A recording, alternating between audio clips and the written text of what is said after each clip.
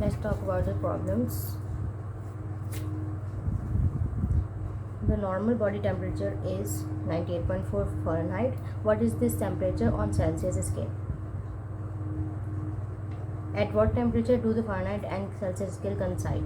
ठीक है, तो हमने 11.1 न्यूमेरिकल के दो पार्ट्स हैं जिसमें हमने बॉडी टेम्परेचर को फ़ारेनहाइट से डिग्री सेंटीग्रेड में कन्वर्ट करना है और दूसरा वो टेम्परेचर बताना है जिसमें फ़ारेनहाइट और Celsius scale same value show करते हैं।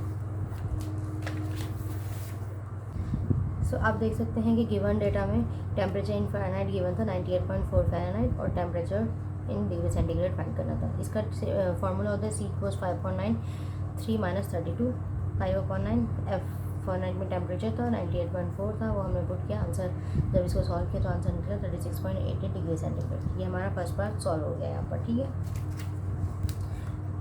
11.12 temperature at which Fahrenheit and Celsius become equal. हमने वो टेम्परेचर फाइंड आउट करना है जिसमें फ़ारेनहाइट और सेल्सियस स्केल में सेम टेम्परेचर की वैल्यू होती है, ठीक है। लेट द टेम्परेचर भी टी। हमने क्या किया, उस टेम्परेचर को कंसिडर कर लिया कि वो एक टी टेम्परेचर है। So we know that TC = 5/9 TF - 32। आपने अभी फार्मूला एक लगाया, सेम यही फार्मूला हमने यहाँ पर पुट किया। यहाँ पे हमने C in temperature in degree centigrade है, यहाँ पर भी टेम्परेचर इन फ़ारेनहाइट है, तो उसको हम TC और TF लिख लिया हमने। सो ये TC = TF = T। That means कि हमने वो टेम्परेचर फाइंड आउट करना है जहाँ पर दोनों की वैल्यू सेम होती है। तो दैट मीन्स हम TC को TF के इक्वल पुट करेंगे, TF को हमने T, यानी कि हम दोनों की जगह पर T पुट कर देंगे।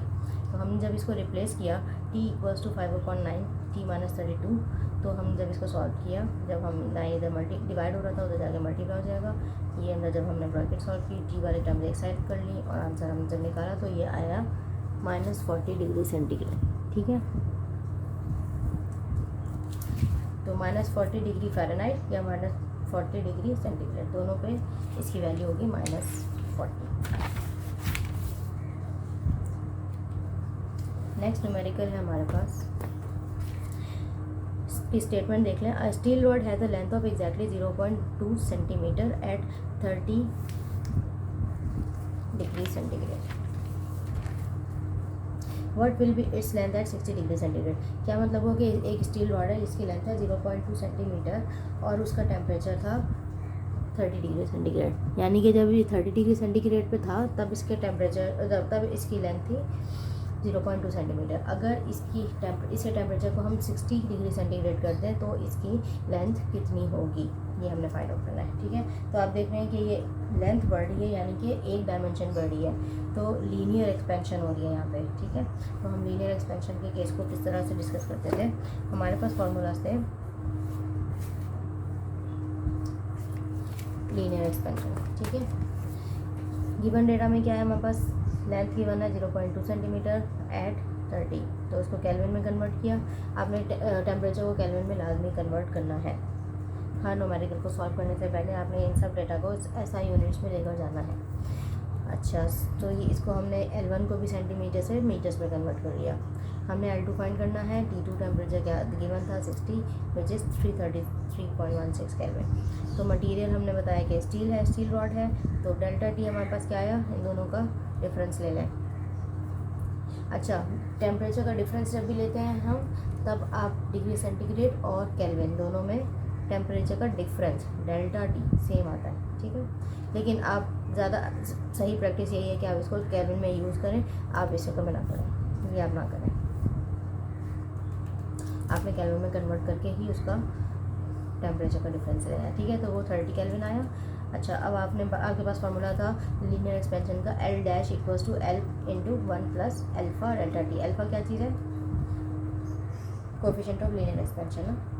सो हमने L' को हमने कहा था L2 है, फाइनल लेंथ हमारे पास L2 है, L1 हमारी ओरिजिनल लेंथ है, और जैसे × 1 + alpha delta T। Here value of alpha for steel is 1.1। ये आपकी बुक में निकालना है, आप टेबल निकालें।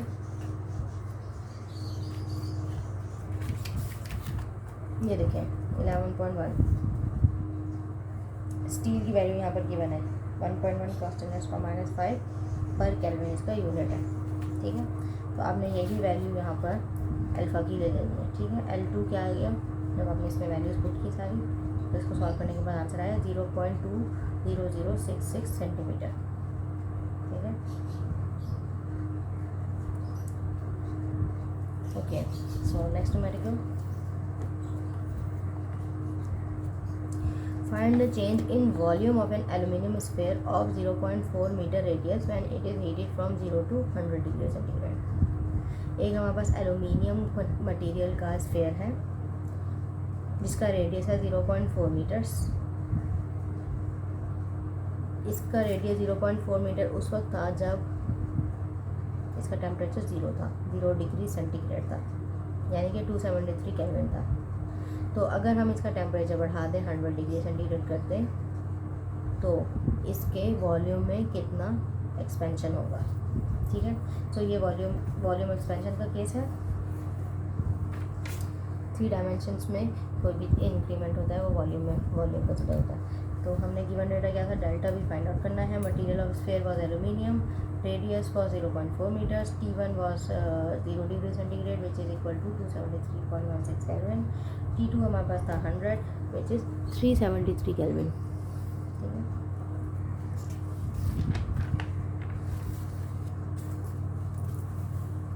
डेल्टा टी से हमारे पास क्या आ गया, 373.16 kelvin minus 273, answer is 100 kelvin.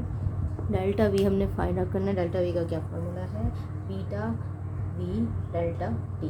Beta क्या होता है 3α, ये आपकी बुक में गिवन है। अगेन आप वॉल्यूम एक्सपेंशन को देखें, वॉल्यूम एक्सपेंशन का टॉपिक हो रहा यहाँ पे आपको मिल जाएगा।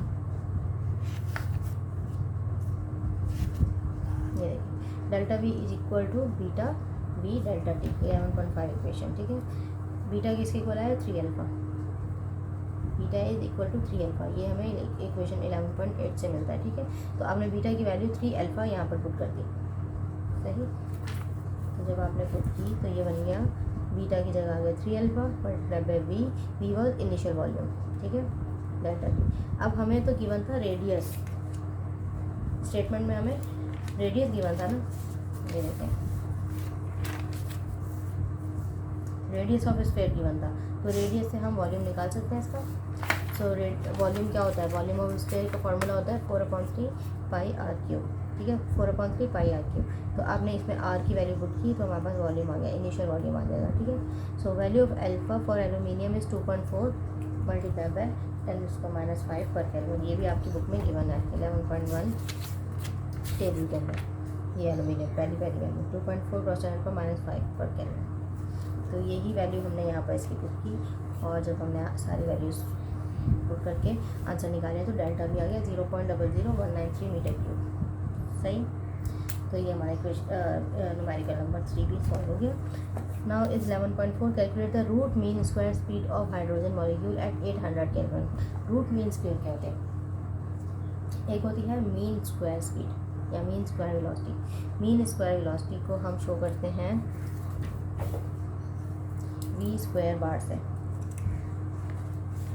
मैं अगर आपको यहाँ पर लिखा दिखाऊँ, V square bar it's called mean square velocity, ठीक है। अगर मैं इसका स्क्वायर रूट ले लूँ ना तो ये बन जाती है रूट मीन स्क्वायर वेलोसिटी, ठीक है। मीन स्क्वायर वेलोसिटी निकालने का मकसद हमारा क्या होता है, एवरेज वैल्यू निकालना, एवरेज वेलोसिटी निकालना, ठीक है।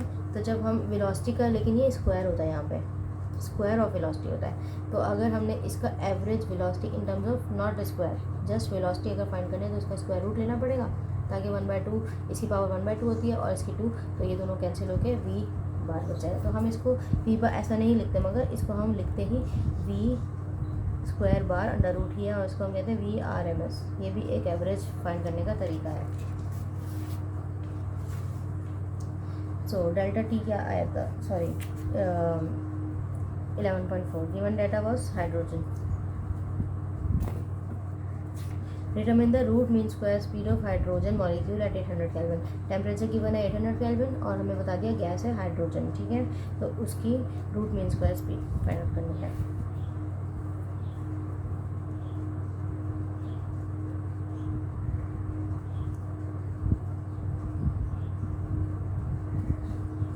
सो आपके पास इक्वेशन 11.25 इन बुक, आप चेक करिएगा जरा। काइनेटिक एनर्जी ये देखें, half M V square bar is equal to 3/2 kT। ये इक्वेशन आपकी बुक में गिवन है। इसे हम ये हाफ एम वी स्क्वायर ये काइनेटिक एनर्जी होती है। काइनेटिक एनर्जी किसके इक्वल होती है? 3/2 kT। ये है एक मॉलिक्यूल की काइनेटिक एनर्जी, एक मॉलिक्यूल की काइनेटिक एनर्जी का ये फॉर्मूला होता है, ठीक है। तो kinetic energy half M V square bar होती है, तो हमने यहाँ से वी स्क्वायर बार हम निकाल सकते हैं, ठीक है। तो जब हमने इसमें पुट किया half M V square bar equal to 3/2 kT, तो के हमारे पास बोल्ट्जमैन कांस्टेंट होता है जिसकी value 1.38 multiply by 10⁻⁻23 joules per molecule per kelvin होती है, ठीक है। तो molar mass of hydrogen is m which is equal to 2 AMU। अब हाइड्रोजन हमारे पास, हाइड्रोजन एटम का मास होता है 1 AMU, एटॉमिक मास यूनिट। एक मॉलिक्यूल, एक एटम की बात होती है ये, तो एटॉमिक मास यूनिट आएगा, ठीक है। तो अगर मेरे पास मॉलिक्यूल हो तो दैट मीन्स के 2 हाइड्रोजन के एटम है, H2 मॉलिक्यूल बन गया, तो इसका मास हो गया 2 AMU, ठीक है।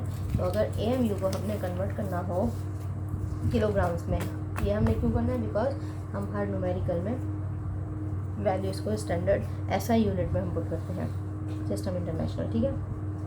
1 AMU किसके इक्वल होता है? 1.66 मल्टीप्लाइड बाई 10⁻⁻27 किलोग्राम्स के, ठीक है।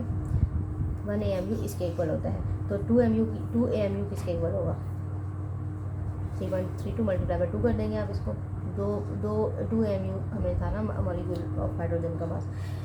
तो यहाँ से हमने क्या किया, इस इक्वेशन में half M V square bar, इसमें हमें वेलोसिटी से कंसर्न था, हमें ये फाइंड आउट करनी थी, ठीक है। इसका स्क्वायर रूट फाइंड आउट करना था, तो हम मास को भी तो लेके जाके डिवाइड कर देंगे, 2 को तो जाके मल्टीप्लाई कर देंगे। सिंपली हमने यही किया, यहाँ पर 2 को मल्टीप्लाई कर दिया, मास को जाके डिवाइड कर दिया, 2 से कैंसिल हो गया, V square bar 3 kT over m के इक्वल आ गया। अब हमने क्या किया, स्क्वायर रूट लिया, क्योंकि हमें रूट मीन स्क्वायर निकालना था, रूट मीन स्क्वायर वेलोसिटी निकालेंगे। तो रूट मीन स्क्वायर वेलोसिटी के लिए हमने दोनों तरफ रूट ले लिया, इसको ये बन गया, ये पूरी टर्म बन गई RMS root mean square velocity. तो ये इक्वल आ गई 3 multiply by Boltzmann constant multiply by temperature in kelvin divided by mass of hydrogen molecule. तो ये हमारे पास आंसर आ गया 3157.99 मीटर्स पर सेकेंड। वेलोसिटी है तो मीटर पर सेकेंड होती है, ठीक है। तो now as 11.5 numerical, determine the average velocity of the kinetic energy of the particle of an ideal gas at 0 degree centigrade and at 50 degree centigrade. हमने क्या बताना है कि आइडियल गैस के एक पार्टिकल की average kinetic energy, sorry average निकालनी है। दैट मीन्स कि सारे पार्टिकल्स की एक एवरेज वैल्यू निकालनी है।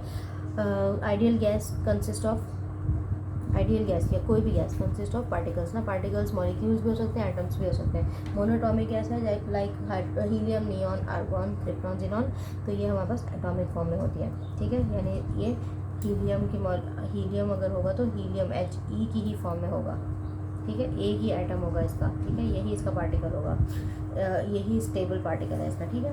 लेकिन हाइड्रोजन है, ऑक्सीजन है, नाइट्रोजन है, ये सब क्या होगा, मॉलिक्यूलर फॉर्म में होंगे, H2 की फॉर्म में, O2 की फॉर्म में, N2 की फॉर्म में होंगे, ठीक है। ये मॉलिक्यूल की फॉर्म में होता है, इस फॉर्म में ये स्टेबल हो जाते हैं। और जबकि मोनोएटॉमिक गैसेज जो होती हैं वो एक ही एटम के फॉर्म में ही स्टेबल रहती है, ठीक है। तो हमने यहाँ पर तो सिमिलरली तो जो भी हमारे पास आइडियल गैस होगी वो उसके सबसे छोटा यूनिट जो भी होगा, मॉलिक्यूल हो चाहे वो एटम हो, तो वो हमारे पास हम उसको यूज़ करेंगे, उसे हम पार्टिकल का नाम दे दिया, ठीक है। तो हर पार्टिकल की एक अपनी काइनेटिक एनर्जी होती है। तो हम उन सारी वैल्यूज़, सारे मॉलिक्यूल्स या सारे पार्टिकल्स की जो काइनेटिक एनर्जीज़ की वैल्यूज़ हैं उसको हम ऐड करके उसको डिवाइड कर दें उसके नंबर ऑफ पार्टिकल्स से, तो वो हमारे पास एवरेज वैल्यू आती है, ठीक है। तो average value of kinetic energy of particle of an ideal gas at 0 degree centigrade and 50 degree centigrade हमने फाइंड आउट कर लिया। तो एवरेज काइनेटिक एनर्जी का ये हमारे पास गिवन डेटा आप देख लें। काइनेटिक एनर्जी है 0 डिग्री सेंटीग्रेड फाइंड करनी है। 0 डिग्री सेंटीग्रेड टेम्परेचर गिवन था तो उसे हमने केल्विन में कर दिया। सिमिलरली काइनेटिक एनर्जी आप 50 डिग्री सेंटीग्रेड फाइंड आउट करनी है। टेम्परेचर की 250 था तो हमने इसको कन्वर्ट कर दिया केल्विन में। तो आइडियल गैस है, average kinetic energy of ideal gas क्या होती है? Kinetic energy is equals to 3/2 kT। ये वही वाला फार्मूला जो भी हमने डिस्कस किया था 11.25 इक्वेशन।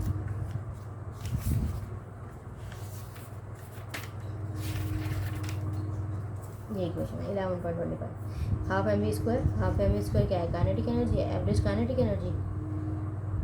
एवरेज क्यों है? बिकॉज हमने यहाँ पे लिया V square bar, that's why ये एवरेज है। V square bar mean square velocity होती है। मीन हम फाइंड आउट करते थे, इसलिए एवरेज निकालने के लिए मीन होता ही एवरेज है, ठीक है। तो हमने मीन स्क्वायर बार यूज़ किया, दैट मीन्स ये एवरेज काइनेटिक एनर्जी की वैल्यू है। तो ये किसके इक्वल है? 3/2 kT के।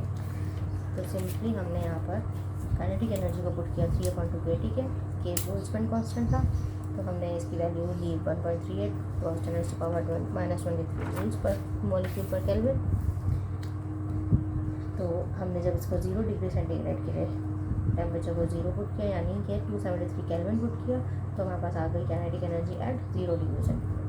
सिमिलरली जब हमने टेम्परेचर को 50 के इक्वल पुट किया, यानी कि हमने 323.16 केल्विन पुट किया, तो हमारे पास काइनेटिक एनर्जी आ गई 6.68 मल्टीप्लाई बाय 10⁻⁻21 जूल्स, ठीक है। तो हमने दोनों फाइंड आउट कर लिया।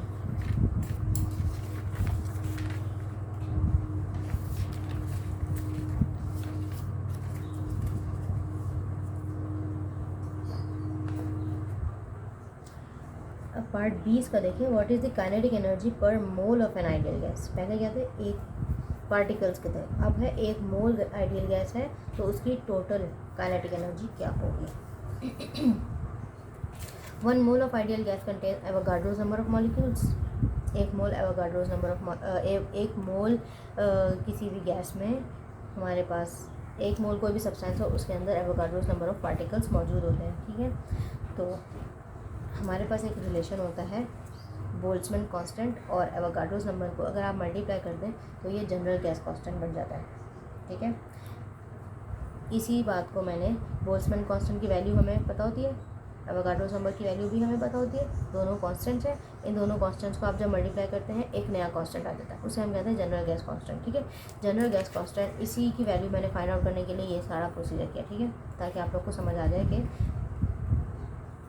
ये किस तरह से आया है, ठीक है। 1 मोल गैस में होते हैं एवोगाड्रोस नंबर ऑफ मॉलिक्यूल्स और बोल्ट्जमैन कांस्टेंट की वैल्यू गिवन है। We need to convert molecule into moles. तो 1 मोल में अगर 6.02 मल्टीप्लाई बाय 10⁻23 मॉलिक्यूल है, ये एवोगाड्रोस नंबर है ना। तो एक मॉलिक्यूल में कितने मोल्स आ जाएंगे? एक मॉलिक्यूल कितने मोल से इक्वल हो जाएगा? 1 molecule is equal to 1 mole upon 6.02। ये हम इसको इधर जाकर डिवाइड कर दिया, ठीक है। तो इसको जब आप डिवाइड में रखेंगे, ये ऊपर 1 अपॉन में है तो इधर मल्टीप्लाई हो जाएगा, तो मल्टीप्लाई हो जाएगा तो हमारे पास ये आंसर आ जाएगा 8.31 which is the value of general gas constant, ठीक है। तो ये हमारे पास आर बन जाएगा, ठीक है। तो हम ये कह सकते हैं कि आर इज इक्वल्स टू के मल्टीप्लाई बाय एन ए। तो kinetic energy per mole of ideal gas at 0 degree centigrade, उसके लिए हमारे पास 3/2 के कन्वर्ट हो जाएगा आर में। 3/2 KT की बजाय 3/2 RT हो जाएगा। तो 3/2 R मल्टीप्लाई बाय टी किया। टी टेम्परेचर था, absolute temperature means temperature in kelvin scale, ठीक है। तो हम 0 डिग्री सेंटीग्रेड केल्विन में कितना था? 273 ये गिवन था। तो हम ये फाइंड कर रहे हैं, तो हमने टेम्परेचर भी ये लिया, तो हमारे पास आंसर आ गया 34045 जूल्स पर मोल, ठीक है। Now we have to find out kinetic energy per mole eight 50 degree centigrade. तो इसके लिए टेम्परेचर हम यूज़ करेंगे P2 320। तो सिंपली हमने इसी फार्मूला में 3/2 R की वैल्यू वही रखी हमने, सिर्फ हमने ये टेम्परेचर चेंज किया। यहाँ पर 273 था, यहाँ 323 आ गया, तो हमारे पास इसका आंसर आ गया 4026.2 जूल्स पर मोल, ठीक है। तो ये हमारा पार्ट बी भी सॉल्व हो गया।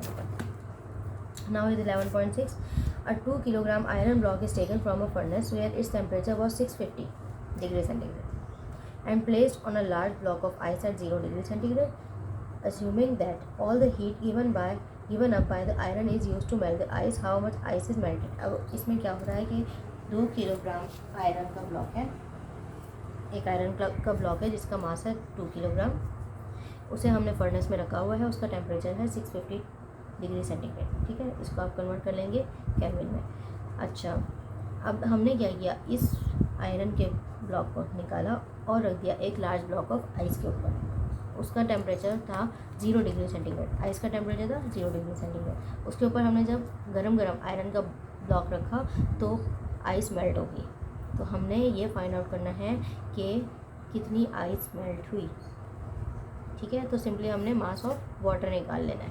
ठीक है, तो हमने क्या अज्यूम क्या किया हमने कि all heat given up by the iron is use to melt the ice.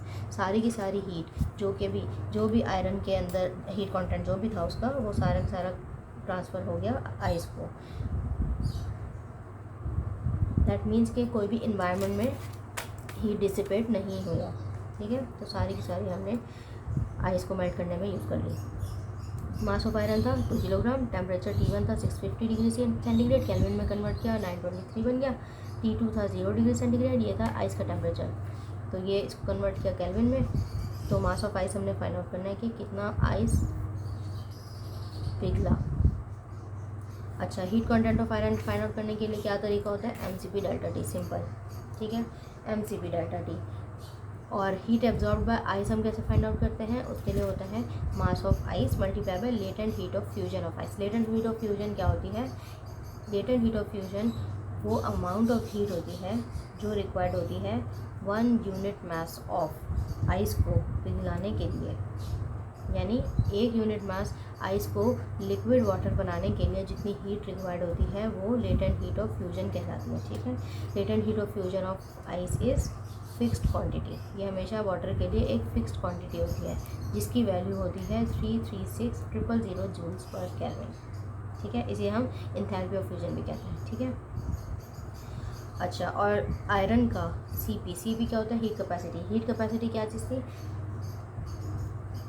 Amount of heat required to raise the temperature of substance by 1 kelvin. Unit mass of substance का 1 केल्विन। देखें, यहाँ पर भी हमने यूनिट मास ऑफ सब्सटेंस लिया, latent heat के case में भी हमने यूनिट मास ऑफ सब्सटेंस लिया। इसमें क्या था, हमने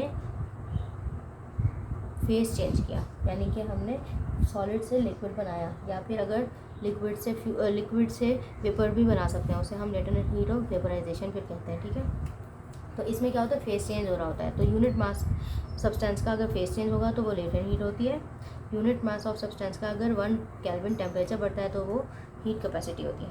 ठीक है, इन दोनों में यही फ़र्क होता है। So heat given up bye iron was taken by ice. तो हमने इसको जब इसके फार्मूलाज को पुट किया, हीट गिवन बाय आयरन किसके इक्वल था, CP delta T, MCP delta T। तो हीट एब्जॉर्ब बाय आइस क्या था, M मल्टीप्लाई बाय HF की वैल्यू फिक्स थी, हमने क्या था 336,000 जूल्स पर केल्विन। तो हमने इनकी वैल्यूज़ को पुट किया सिंपली, डेल्टा T। अच्छा, डेल्टा T देखें, पहले आयरन ब्लॉक का जो टेम्परेचर था वो था 650 डिग्री सेंटीग्रेड, जो कि 923 केल्विन के इक्वल था। अब जब हमने इसको आइस पे रखा, सारी हीट जब इसकी डिसिपेट हो गई टू मेल्ट द आइस, सारी हीट इसने अपनी दे दी आइस को, तो इसका आयरन ब्लॉक का टेम्परेचर कितना हो जाएगा, 0 डिग्री सेंटीग्रेड। वो आइस के टेम्परेचर पे ही आ जाएगा क्योंकि इसने सारी हीट अपनी दे दी। तो यहाँ पे T2 कितना आ गया, 273। ठीक है, तो हमने इन वैल्यू को पुट किया तो हमारे पास इसका आइस कितनी आइस मेल्ट हुई, इसका आंसर वापस आ गया। ठीक है,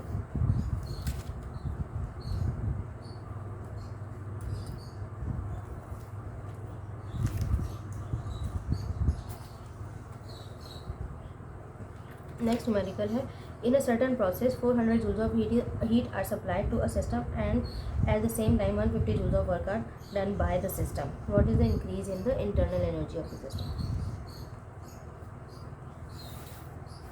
हमने क्या कहा, 400 joules हीट सप्लाई की थी। ठीक है, हीट सप्लाइड अगर हो रही है दैट मीन्स कि वो सिस्टम में ऐड हो रही है हीट, तो उसको हम पॉजिटिव लेते हैं। heat added to the system is taken as positive, heat rejected from the system is taken as negative. ठीक है, तो हमने heat added की तो that means delta Q is positive 400 joules.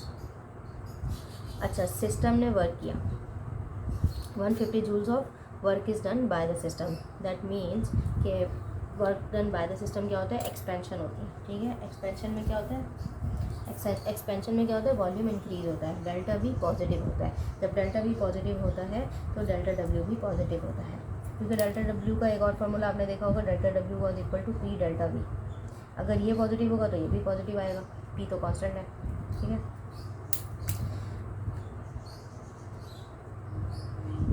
तो हम क्या करते हैं, डेल्टा डब्ल्यू भी हमने यहाँ पर 150 जूल्स पॉजिटिव में लिया. ठीक है, तो हमें डेल्टा यू फाइंड करना है. सिंपल, हम इसमें क्या करेंगे, फर्स्ट लॉ ऑफ थर्मोडायनेमिक्स लगा देंगे. Delta Q plus delta U plus delta W 400 joules heat supplied थी. डेल्टा यू फाइंड आउट करना था, 150 जूल्स ऑफ वर्क था, तो हमने ये 150 यहाँ प्लस हुआ था, वहाँ जाके माइनस हो गया, तो आंसर आ गया delta U equals to 250 joules. ठीक है, हमारा नेक्स्ट न्यूमेरिकल था, there is an increase of internal energy of 400 joules when 800 joules of work is done by a system. Internal energy में इंक्रीज़ हुआ 400 जूल्स. देखें, इंक्रीज़ हो रहा है, दैट मीन्स कि इसकी फाइनल वैल्यू इनिशियल वैल्यू से ज़्यादा होगी, तो हम इसे भी लेंगे पॉजिटिव. ठीक है, डेल्टा यू भी पॉजिटिव 400 जूल्स आएगा. And 800 joules of work is done by a system. By a system में अगेन एक्सपेंशन होगी, एक्सपेंशन होगी तो डेल्टा भी पॉजिटिव. जब डेल्टा भी पॉजिटिव तो पी डेल्टा वी भी पॉजिटिव. पी डेल्टा वी क्या होता है, डेल्टा डब्ल्यू, तो वर्क डन भी पॉजिटिव लेंगे, पॉजिटिव 800 जूल्स. ठीक है, तो what is the amount of heat supply during the process, delta Q find out करना है. तो delta U 400 joules positive, delta W 800 joules positive, delta Q find out करना है. सिंपली आपने इसको बुक किया फर्स्ट ऑफ थर्मोडायनेमिक्स में, delta Q equals delta U plus delta W 400 plus 800, तो हमारा आंसर आ गया 1200 जूल्स. ठीक है, now is our 9 numerical. A heat engine performs 200 joules of work. एक हीट इंजन है जो कि हमें 200 जूल्स ऑफ वर्क दे रहा है. अगेन ये work done by the system है. इन ईच साइकिल, हर साइकिल में वो 200 जूल्स दे रहा है. एंड हैज़ एफिशिएंसी ऑफ 20%, और इसकी एफिशिएंसी है 20%. एफिशिएंसी 20% होने का मतलब क्या है, जितनी हीट हमने सप्लाई की थी इनपुट पे हीट सप्लाई होती है ना हीट इंजन में. ठीक है, हीट इंजन का काम हीट को कन्वर्ट करना वर्क में है. ठीक है, तो इनपुट क्या होगी, हीट सप्लाइड, और आउटपुट पे क्या होगा, वर्क डन. ठीक है, तो जितनी हमने हीट सप्लाई की उसमें से 20% ओनली ये कन्वर्ट कर रहा है वर्क में. ठीक है, 20% एफिशिएंसी का ये मतलब होता है. For each cycle of operation how much heat is absorb and how much heat is expelled. हमने फाइंड आउट करना है कि कितनी हीट हमने इसको सप्लाई की और कितनी हीट सिस्टम ने एक्सपेल कर दी.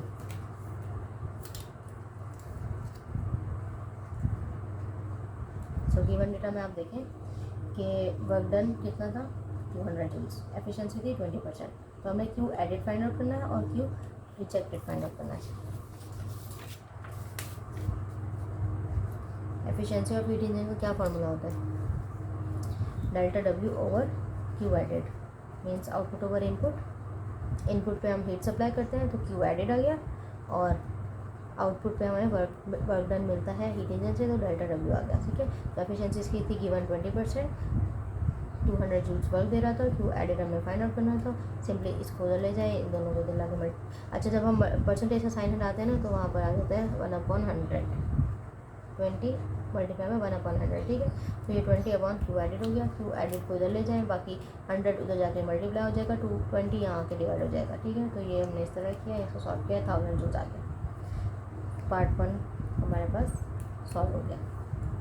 पार्ट बी में हमने क्या फाइंड आउट करना है कि कितनी हीट रिजेक्ट हुई. सही, तो फर्स्ट लॉ ऑफ थर्मोडायनेमिक्स से डेल्टा क्यू इक्वल होता है delta U plus delta W का. ठीक है, for heat engine delta U is 0.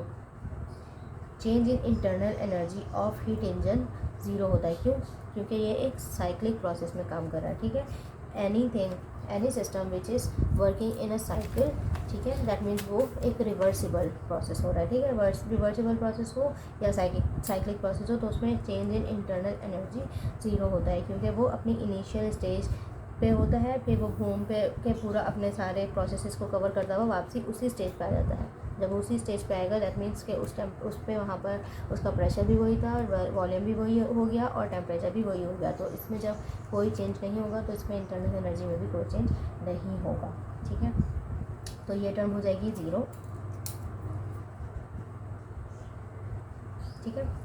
तो बन गया डेल्टा क्यू किसके इक्वल आ गया, डेल्टा डब्ल्यू के, ठीक है। सो डेल्टा क्यू क्या होता है, जितनी हमने हीट ऐड की उसमें से हम जितनी हीट रिजेक्ट हुई उसको माइनस कर दें तो हमारे पास चेंज आ जाता है, चेंज इन हीट आ जाता है, ठीक है, हीट से।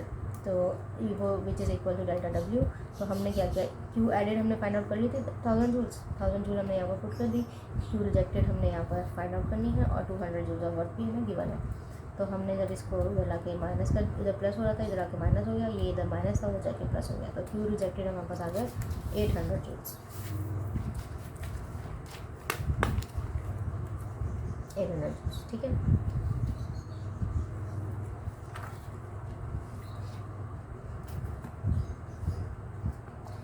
Next numerical is a heat engine operates between two reservoirs at temperatures of 25 and 300 degrees centigrade. What is the maximum efficiency for this engine? अब हॉट बॉडी और cold body का temperature given है, hot reservoir और cold body का। तो हम क्या कहते थे, कोल्ड बॉडी का टेम्परेचर को हम कहते थे T2 और हॉट बॉडी हायर टेम्परेचर को हम कहते थे T1, ठीक है। तो ये गिवन थे 25 और 300, इसको हमने कन्वर्ट किया केल्विन में। केल्विन में कन्वर्ट करना लाजमी है, अगर आप नहीं करेंगे तो आपका आंसर सही नहीं आएगा। तो हमने एफिशिएंसी फाइंड आउट करनी है, ठीक है, इस इंजन की, इस हीट इंजन की हमें एफिशिएंसी फाइंड आउट करनी है। इसका सिंपल फार्मूला था 1 - T2/T1 मल्टीप्लाइड बाई 100। सो हमने वैल्यूज़ को पुट किया और सॉल्व किया तो हमारे पास आंसर आ गया 47.99 विच इज़ 48%, ठीक है।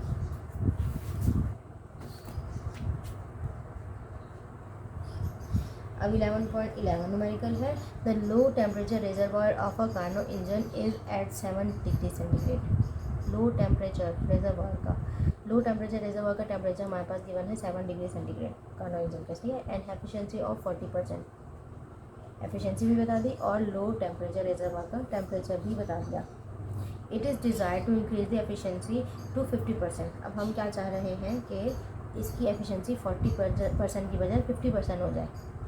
तो how much decrease the temperature of hot reservoir भी इंक्रीज्ड। तो पहले 40% एफिशिएंसी जब थी तो टेम्परेचर जितना था हॉट बॉडी का जो टेम्परेचर था उसको हम कितना इंक्रीज़ करेंगे कि इसकी एफिशिएंसी 50% हो जाए।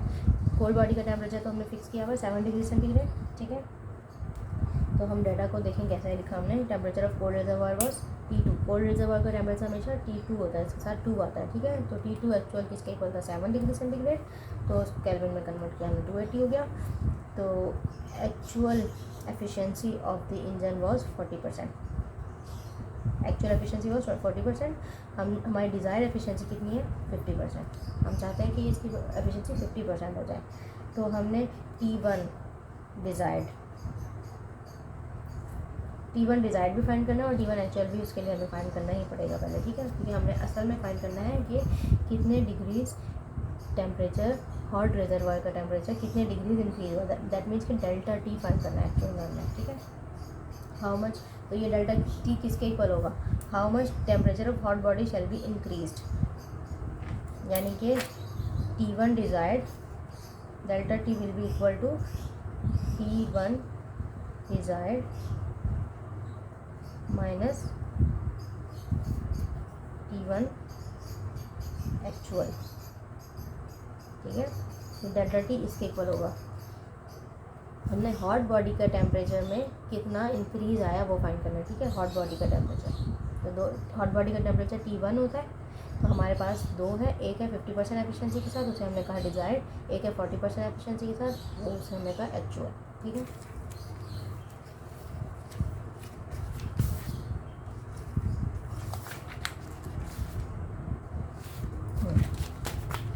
सो सबसे पहले हमें क्या फाइंड आउट करना पड़ेगा, actual temperature of hot reservoir T1 actual, ठीक है। तो T1 एक्चुअल फाइंड आउट करने के लिए हमने एफिशिएंसी का फार्मूला पुट किया, efficiency was equal to 1 minus T2/T1 multiply by 100। यहाँ पे हमने दोनों वैल्यूज़ एक्चुअल वाली दी, ठीक है।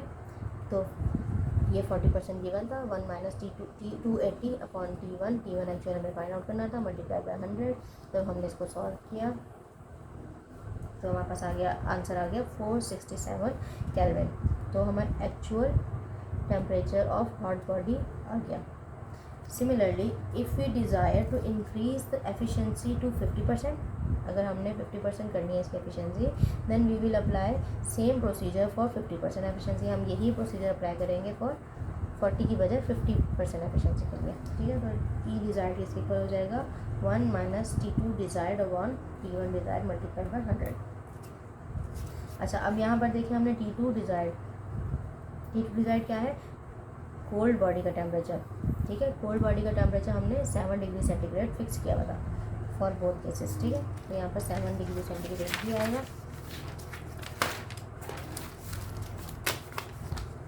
सो as T2 actual and T2 desired are same,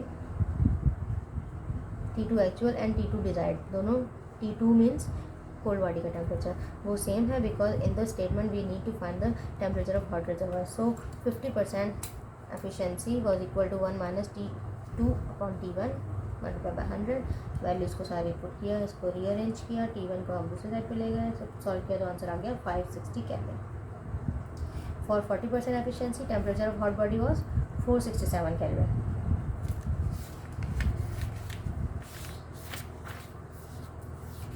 for 67 kelvin आएगा, ठीक है।